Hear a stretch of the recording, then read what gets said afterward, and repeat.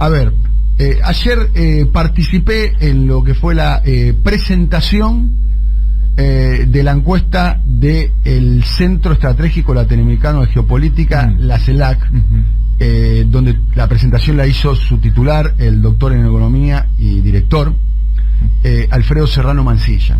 Y es una encuesta que, por la información que yo tengo, le presta mucha atención en el gobierno. Cuando digo el gobierno me estoy refiriendo a Alberto, a Cristina, a Máximo, a Massa, digamos, que son las figuras más importantes junto a Kicillof, ¿no? Y Kicillof también la estuvo mirando, sí. Bien, es una encuesta que le presta mucha atención en el gobierno.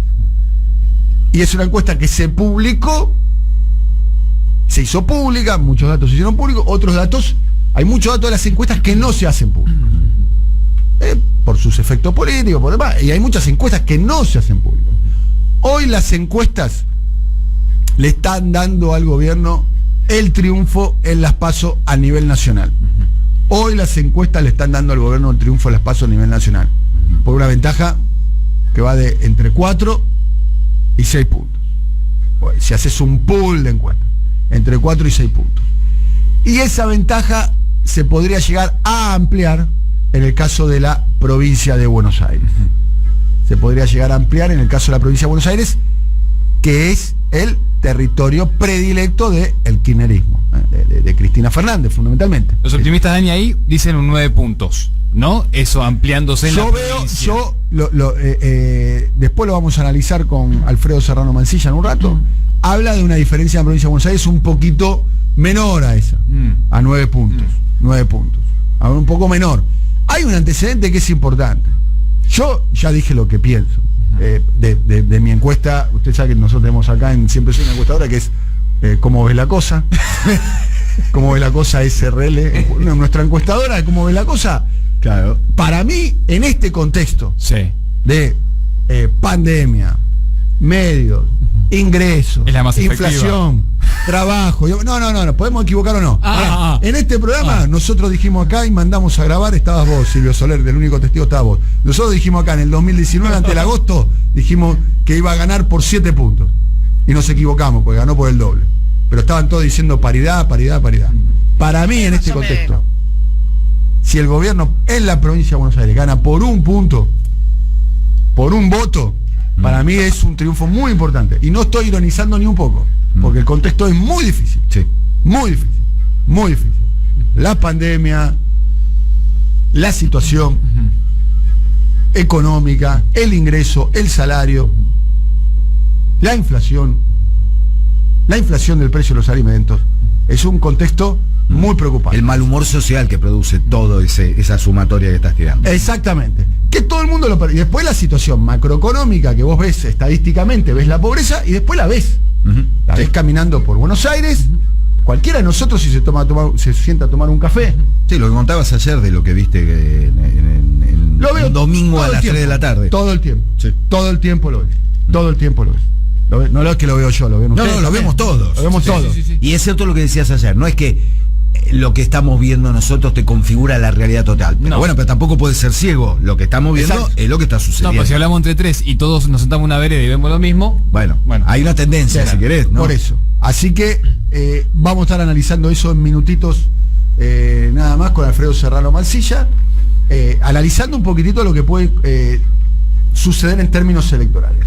Hay varios temas ahí que son bastante interesantes. Bueno, yo estuve ahí en la presentación que hizo Alfredo de la encuesta, es muy importante, así que quédense, les va a interesar mucho. Y además es una encuesta que le presta mucha atención al gobierno. Le presta mucha atención el gobierno.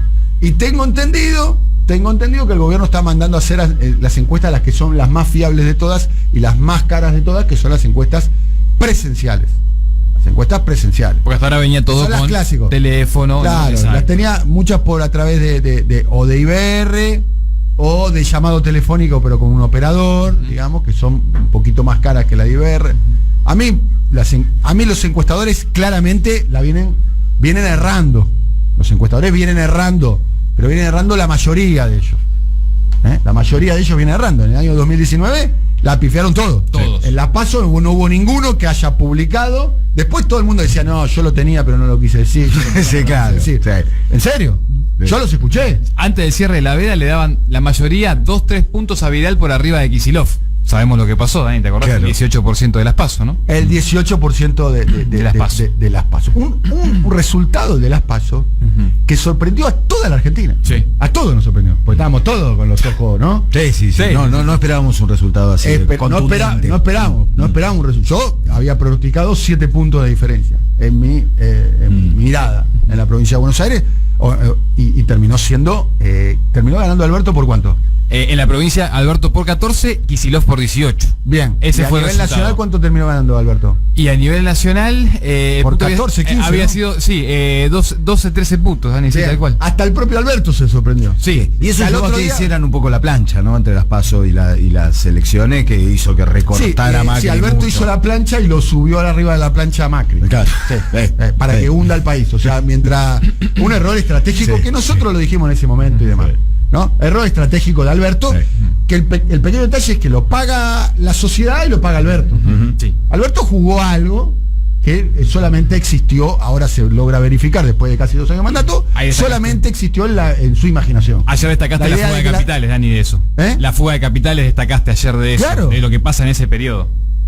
De 22.600 millones de dólares, digo. El propio Eso Alberto, es lo que destacabas ayer, claro. el propio Alberto después lo termina recordando ahora. Como si fuera que él no tuvo nada que ver en eso. A ver, no es que él no era presidente, No, claro. pero era presidente casi. Sí. O sea, Era claro que iba a ser presidente. era exactamente, o sea, no es que había una duda acerca de. Bueno, No olvidarse de Macri igual también, ya poniéndose como candidato opositor en ese momento, el tipo se lavó las manos y soltó las riendas del Estado Nacional después de que vio la paliza de las PASO. digo. exactamente. Eso también hay que. Pero hay lo que dejaron hacer facturarlo. eso, Sí. Lo dejaron hacer eso. Lo dejaron hacer eso. Y fue un acuerdo eso, que terminó en el pactito de la gaseosa Pomelo en Luján. Averigüen, ¿eh? Es como la película El Padrino, ¿viste? El que te propuso el trato es el traidor. Bien. Vamos a saludar a Alfredo Serrano Mancilla, doctor en Economía y director del Centro Estratégico Latinoamericano de Geopolítica. Alfredo, muy buenos días. ¿Cómo estás? Hola Daniel, ¿cómo estás? Bien, muchísimas gracias por atendernos, como siempre. Bueno, tenemos varias preguntas para hacerte. Estuvimos leyendo atentamente el último informe que hicieron en la CELAC. Y bueno, nos gustaría conocer cuáles son los detalles más destacados de la última encuesta de CELAC, Alfredo. Bueno, en primer lugar, como que en temas centrales la ciudadanía sigue, creo que te escuchaba ahí en el previo, preocupada por cuestiones cotidianas, ¿no? A la gente lo que le preocupa es su nivel de salario, le preocupa el precio de las cosas, fundamentalmente medicamento, alimento, le preocupa el endeudamiento familiar, ya sea con el banco, con el amigo, con alguien del barrio, o sea, esas son las preocupaciones, yo diría, centrales en el día a día de la ciudadanía argentina. También el tema de la vacunación, ahí hay una evaluación muy positiva de la campaña de vacunación, y todavía yo creo que la gente no se para a dedicarle tanto tiempo a la cuestión estrictamente electoral, en unas pasos intermedias, de cara a las legislativas. Sería como, quizás yo me atrevo a decir que parte de cierta burbuja mediática está poniendo el foco en un sitio muy disociado de lo que piensa mayoritariamente, insisto, la mayoría del pueblo argentino. ¿Cuál sería la agenda propuesta por la burbuja mediática que está disociada? ¿Y cuál sería, según el estudio de opinión pública que hiciste vos, la agenda mayoritaria en la sociedad hoy?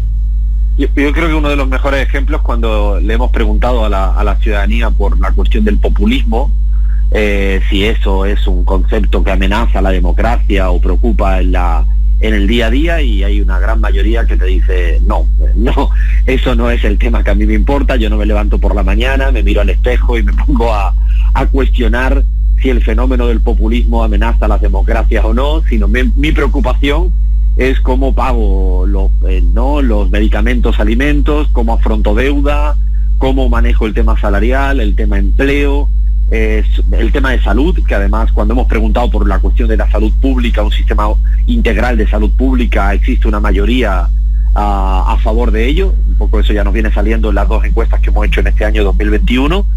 Y eso, la gente yo creo que va por otro camino que seguramente va pasando año a año, mes a mes, ¿no? La ciudadanía no está todo el tiempo discutiendo sobre ciertos aspectos.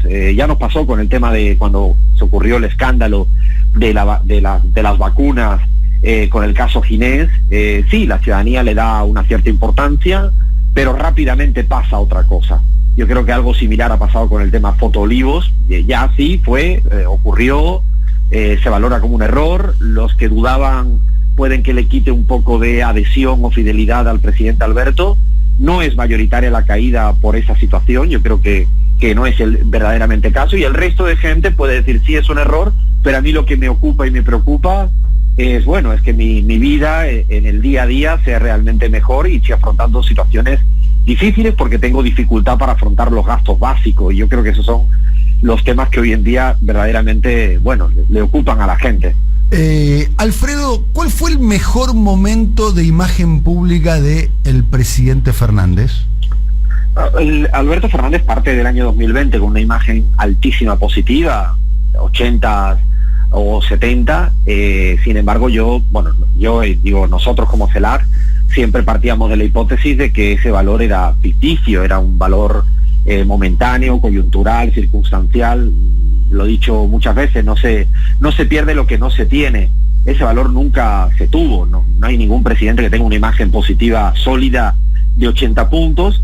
Yo creo que eso en el año 2020 se fue corrigiendo rápidamente, y ahora estamos en una imagen positiva de 46 puntos, que sigue siendo un valor muy alto en términos comparativos con el resto de presidentes de América Latina, ¿no? Te pongo 3 ejemplos que no llegan a 20 puntos de imagen positiva: presidente de Paraguay Mario Abdo, Iván Duque en Colombia, Piñera en Chile. Tiene datos muy positivos. La pregunta es, claro, si se va a quedar estable hacia adelante en ese valor 46, que hay que decir que está todavía por encima de lo que fue el voto 2019, y digo por encima porque estoy comparándolo con el voto sobre el voto total, no sobre voto válido, porque si no sería rigurosa la comparación. Y yo creo que el valor de Alberto ha ido cayendo, pero insisto, me parecería que todo lo que vimos en el año 20 era ciencia ficción, no creo que nadie se creyera. Hoy tiene 46 puntos de imagen positiva a nivel nacional, Alberto Fernández. Sí, tiene 46 a nivel nacional.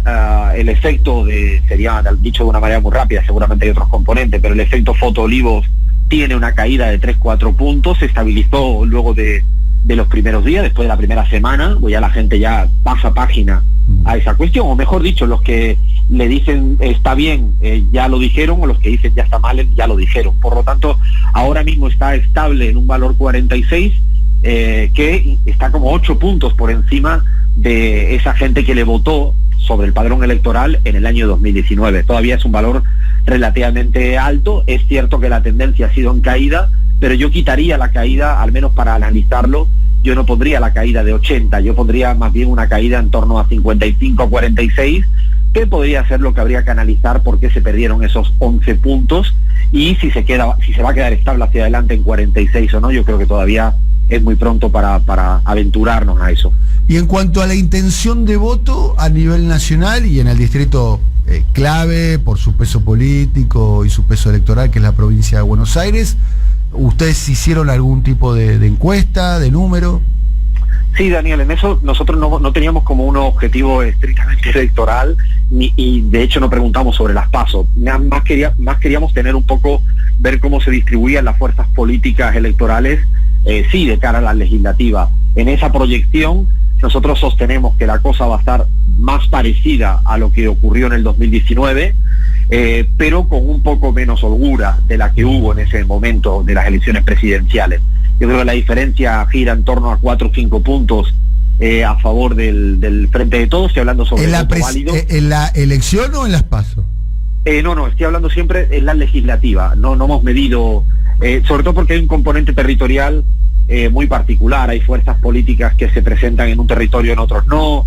las listas, como tú bien sabes, en algunos van con 2 candidatos, en otros no. Me parecía que ese ejercicio no nos interesaba a nosotros, nos interesaba más bien ver de cara a la legislativa, y ahí sí que creemos que hay eso, entre 4 o 5 puntos proyectados sobre voto válido a día del 23 de agosto, que es cuando terminamos la mirada, o el 24 de agosto, cuando terminamos nuestra encuesta a nivel nacional de 2000 casos, y en provincia de Buenos Aires la diferencia es un poquito más arriba, para el Frente de Todos, sobre voto válido sería entre 7 puntos aproximadamente, pero yo creo que todavía esto es muy pronto para saber, fundamentalmente porque hay que ver cuál va a ser el nivel de participación. Sería una elección formidable, ¿no? Si se llegase a confirmar el número que ustedes están desplegando de la CELAC, que el oficialismo estaría ganando la provincia de Buenos Aires por una distancia de 6 o 7 puntos. Sería el primer triunfo de el peronismo desde el año 2005 en una elección intermedia en la provincia de Buenos Aires. Sería... no coincidiera con presidenciales, ¿no? Por eso dije claramente en una elección intermedia. Exacto. En las elecciones intermedias... y estaba el Frente de Todos, creo que con 12 puntos de diferencia respecto a eso. Es verdad que ha pasado muy poco tiempo, son 2 años. Sería una caída si pasa de 12 a 7 o de 12 a 6, pero de cara, insisto, a la legislativa, yo creo que la lectura de las PASO tienen componentes muy particulares, ¿no? En todos los sentidos. Yo no tengo claro que haya alta participación. Lo que percibimos es que no hay una clara predisposición a participar. No hay también en las internas, a veces se infla más cuando hay diferentes alternativas, porque están compitiendo entre sí, y eso genera un poco mayor de atracción para el voto. Por eso nosotros miramos más en la legislativa. Insisto, estamos todavía bastante lejos de la legislativa. Ahora vamos a medir otra vez en provincia de Buenos Aires, en breve no, estamos ya en campo, y ahí sí vamos a tener alguna mirada un poco más cercana a lo que podría ocurrir en las PASO. A ver, el futuro no sabemos lo que va a pasar. Los estudios de opinión pública son, si se quiere, un instrumental, una hoja de ruta, unas indicaciones y demás. Pero yo te propongo, estamos hablando con Alfredo Serrano Mancilla, titular de la CELAC, tomar antecedentes, ¿no?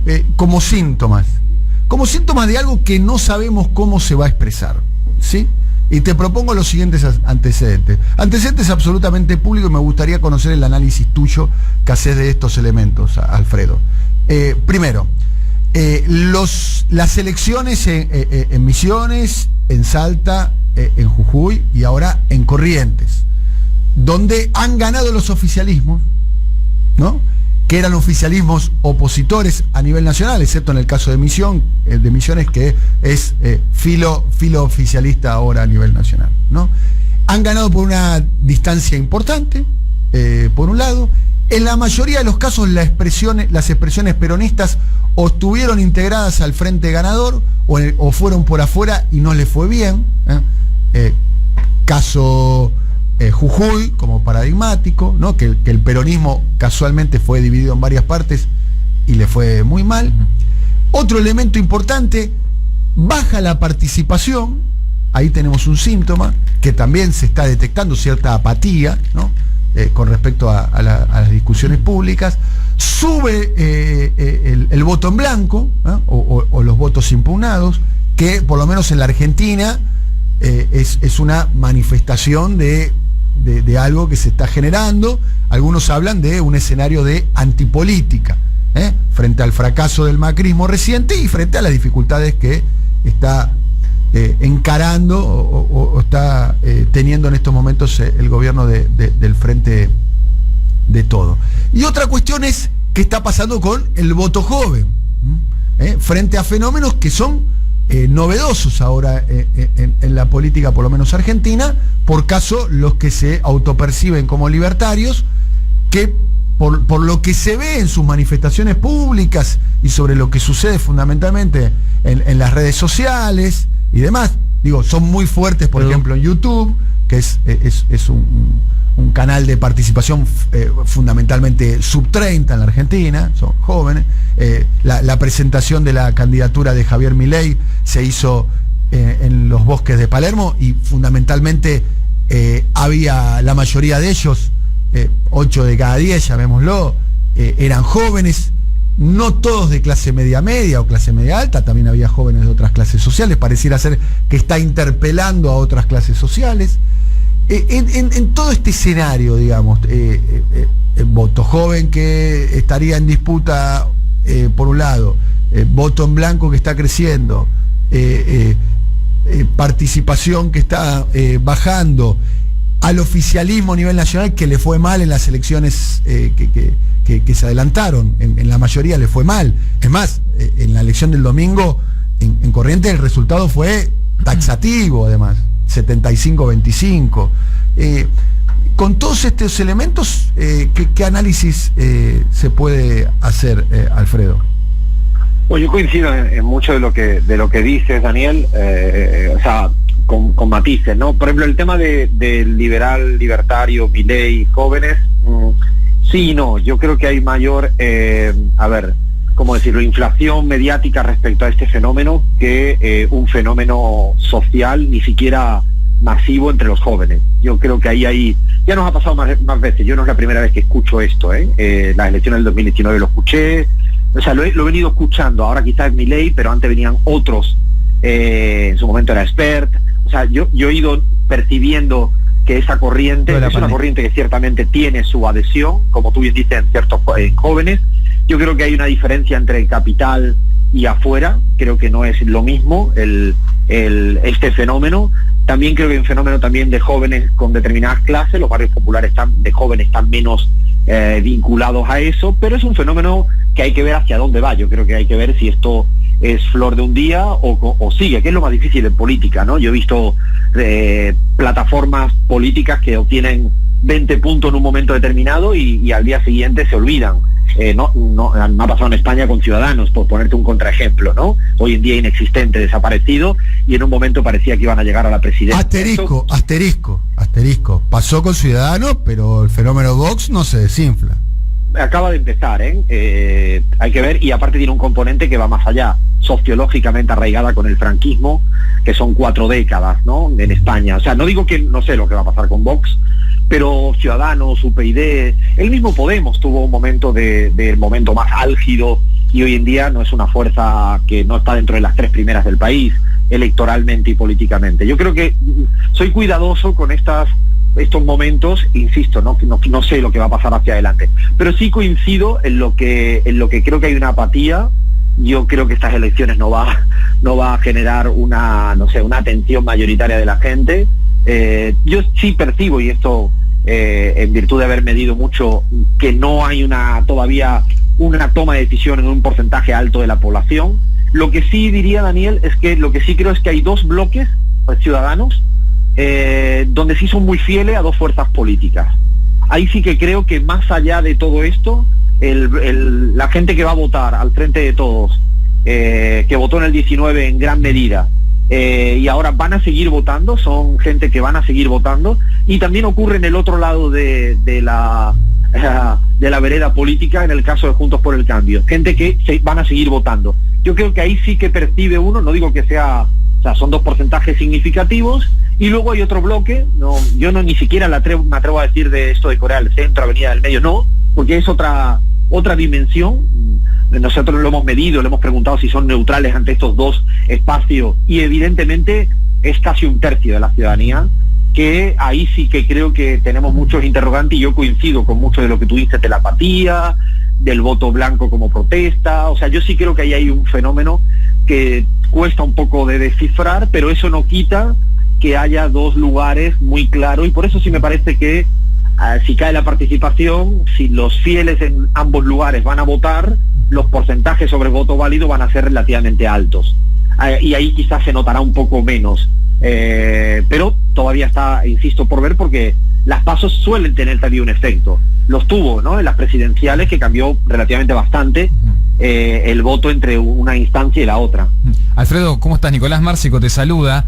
A ver, con toda esta radiografía que venís haciendo, un poco lo que te quiero consultar es si por un lado se midió o se consultó con respecto a si los cuidados sanitarios, el avance de la vacunación tiene algún impacto en estas medidas que recién estabas comentando con respecto a la figura presidencial, ¿no? Y si también esto que es parte de la discursiva del oficialismo hoy, ¿no? La vida que queremos, el futuro y demás, también lo midieron ustedes, si hay algo de eso que hayan podido destacar. Respecto a lo primero, el tema de vacunación sí ha mejorado mucho en la evaluación positiva de la gestión, incluso desde marzo hasta la actualidad, creo que son como 17, 18 puntos, te hablo de memoria, de la evaluación positiva. Así que ahí yo creo que hay como una fortaleza del actual gobierno en gestión, esa es su gran fortaleza de hecho. Ahora también es cierto que si bien la ciudadanía está preocupada y ocupada por los temas de salud y de vacunación, hoy en día lo que están como prioridad absoluta es el tema económico. Hay una suerte de naturalización y de normalización de la cuestión sanitaria, porque vamos con mucho tiempo por delante con el tema de la pandemia y hoy en día pues la preocupación es que la gente tiene una gran dificultad para el día a día económico, para no llegar a final de mes, para llegar a mitad de mes, porque hay un problema de endeudamiento, un problema de vivienda, hay un montón de situaciones económicas, pero cuando la gente le pregunta quién es el responsable económico de esta situación económica actual, ahí sí que el combo Macri-pandemia todavía sigue siendo mayoritario. Es decir, a día de hoy, en este instante, no sé si esto es un cheque en blanco para el gobierno hacia adelante, que seguro que no, pero hasta el momento, en menos de 2 años de gobierno, el combo herencia macrista, pandemia, suma la mayoría de respuestas que explican el por qué la situación económica actual. También es cierto, Nicolás, que hacia adelante las expectativas de resolución de la crisis económica van bajando, porque eso también es normal. Al principio había más expectativas y a medida que va pasando el tiempo, las expectativas... Y sobre la situación económica, Alfredo, los encuestados se lo adjudican a la pandemia, a Macri o al gobierno de Alberto Fernández. A los tres sería lo más correcto, pero cierta, en porcentaje, y entiendo lo que me dice Daniel, es pandemia Mauricio Macri, hoy en día es el combo que todavía la ciudadanía, a menos de 2 años de gestión del presidente, se lo están adjudicando. Ahora, hacia adelante, ¿cuánto durará esto? A ver, te cambio la pregunta. El porcentaje de ciudadanos, porque vos esta misma encuesta, ustedes ¿cuántas encuestas hicieron en Argentina ya? Esta es la 9ª en los 2 últimos años. La 9ª. Esta es la 9ª que viene haciendo. Las encuestas vos podés plantear como una especie de progresión o escenas de una película, ¿no? Bien. Sí. Con respecto a la situación económica y el porcentaje que le adjudican a la gestión de Alberto Fernández, ¿eso va subiendo, se mantiene estable o va bajando? En términos de que pandemia y Macri siguen siendo la explicación mayoritaria, es prácticamente un porcentaje que es estable en el tiempo. Te lo digo de otra manera. ¿Quién le está adjudicando al gobierno de Alberto Fernández que es el responsable de la situación económica actual? Los que no le quieren. O sea, el 40% de la ciudadanía que de ninguna de las maneras se va a acercar a él. ¿Pero ese número se mantuvo durante todo el gobierno de Alberto Fernández estable o va bajando o va subiendo? Ese número sí se ha mantenido relativamente estable, se ha incrementado un poquito. Lo que sí te digo es que lo que sí se ha verdaderamente, y se va notando cuando preguntamos la confianza en que este gobierno resuelva el problema económico, ahí sí esa confianza ha ido cayendo en los últimos 6-7 meses. Porque claro, a medida que va pasando el tiempo, no se tiene la misma confianza que al inicio. En Bolivia tenemos una medición relativamente parecida, y ocurre, yo creo que, por eso digo que el cheque en blanco no existe nunca en política. El tiempo de justificar que es la herencia y pandemia, quizás todavía todo está muy reciente y la pandemia está vivita y coleando desgraciadamente. Pero ¿cuánto tiempo perdurará esto? Yo no soy capaz de saberlo, pero estoy seguro que si la situación económica es parecida a la de ahora, dentro de 8 meses, el porcentaje ya eso sí que te lo adelanto, seguramente va a ir... no cada día menos responsabilizando a pandemia a Macri y un poco más al gobierno de Alberto, porque sería lo normal. Alfredo, te agradecemos mucho el contacto con nosotros, muchísimas gracias y bueno, estamos acaba de decir que van a mandar a hacer una encuesta sobre intención de voto en provincia de Buenos Aires. Sí, estamos esta mañana ya. ¿Se va a conocer el resultado cuándo? No sé si se va a poder conocer por pena electoral. Bueno. No sé cómo vamos con tiempos, porque vamos a intentar tenerlo todo para sábado, domingo, pero no sé cómo vamos con los tiempos. Sábado, domingo de esta semana. Sí, o sea, una semana antes, ¿no? Una semana antes. Sí, el domingo deberíamos de tener los números y no sé muy bien, ahí sí que me pierdo legalmente. Igual me imagino que en el gobierno deben estar bastante satisfechos con estos números, ¿no? Ganar a nivel nacional por 5 puntos, la provincia de Buenos Aires por ser 7 puntos. Me animaría a decir, la mayoría de los dirigentes oficialistas firman debajo de eso, ¿eh? Dos cosas me digo en eso, Daniel. Una es que yo siempre soy muy prudente con los números, creo que me conoces y siempre digo que esto es una fotografía 23 de agosto de cara a las legislativas y siempre con un margen de error, soy súper prudente en esto, ¿no? Y lo segundo es que siempre, y esto me ha pasado en todos los países donde venimos trabajando, todo dirigente político siempre piensa que tiene más. Claro. Esto es otra premisa fundamental. ¿Y en este caso te pasó lo mismo? No digo que me pasara aquí, Daniel, pero en la Argentina, en Colombia, en Bolivia, no hay nadie que acepte una imagen de 70, siempre piensa que tiene 100, y no hay nadie que... Eso es una constante, yo diría que en la vida. Y muy optimista el político, claro. En la vida casi. Eso explica muchas cosas, ¿no? Es muy optimista el político, ¿no, Alfredo? Claro. Eso explica muchas cosas. Sí. El otro día escuchaba, tú que eres futbolero, Daniel, escuchaba a Carlo Ancelotti, decía que a él le gustaban mucho los defensas pesimistas, porque siempre hacen el último esfuerzo. Bueno, yo un poco en eso soy un poco así también. Ok, el pesimismo de la razón. Un abrazo grande. Fuerte abrazo, Daniel. Hasta luego, querido amigo. Bueno, Alfredo Serrano Mansilla,